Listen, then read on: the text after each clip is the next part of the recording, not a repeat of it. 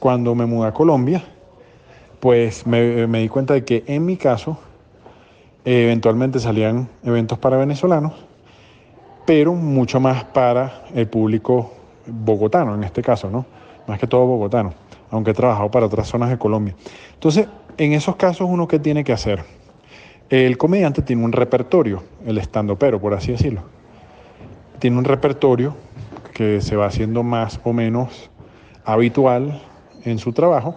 Entonces, de ese repertorio, que por ejemplo, tomemos que es un 100%, va a terminar sirviendo en otro país, para otro público, quizás 60%, 60, 70. Ese 30% que no sirve, entonces uno lo tiene que ir sustituyendo con nuevo material que uno haga, que uno escriba para este público en específico, ¿no? Otra cosa que nos sucede a los venezolanos es que tenemos que hablar un poco más lento. En Colombia, que es un país andino, más que caribeño, pues tienden a hablar un poco más lento, sobre todo en Bogotá. Entonces hay que hacerse entender. Y eventualmente usar modismos que utilizan en estos países.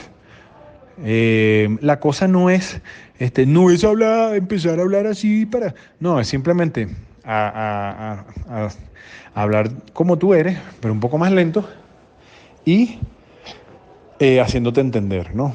Usando referentes que ellos entiendan y eventualmente usando algunas groserías que ellos entiendan también. ¿De qué cosas se puede valer un comediante extranjero en otro país?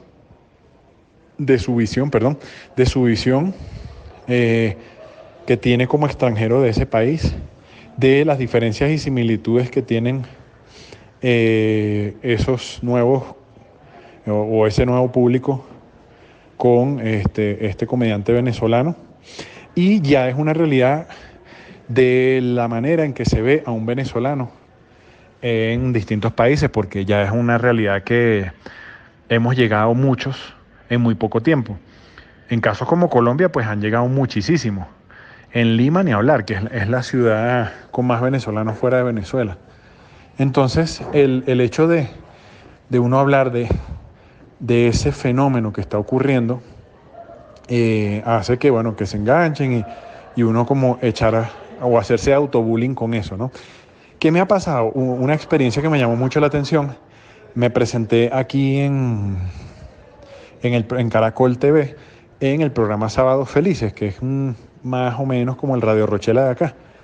Tiene como 50 años al aire, con sus diferencias, claro está, ¿no? Entonces yo tuve que hacer una rutina para que me entendiese el público colombiano. Entonces, bueno, hacía un chiste, burlándome de mi condición de venezolano, viendo las cosas que teníamos semejantes, etcétera. Y luego la monté en mi Instagram.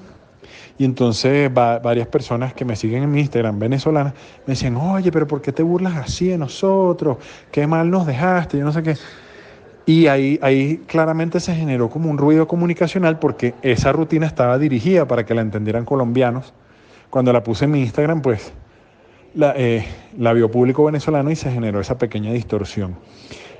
Bueno, eso es un poquito la experiencia. Y la otra es que, bueno, uno en Venezuela ya iba teniendo un estatus, una cartera de clientes, una frecuencia de trabajo, la cual, pues cuando vas a otro país, se reduce. Entonces, bueno, tienes que ajustar tus presupuestos, o sea, ¿cómo se llama?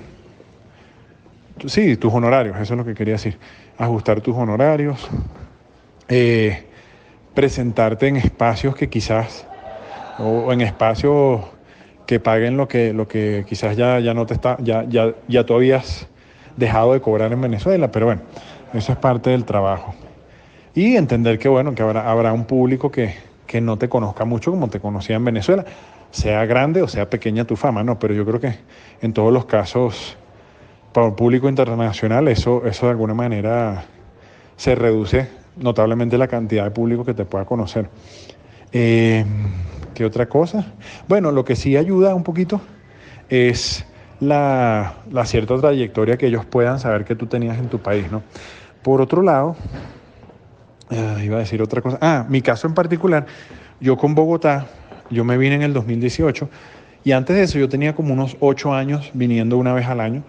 Entonces logré presentarme con muchos comediantes de aquí de Colombia y darle clases a otros cuantos.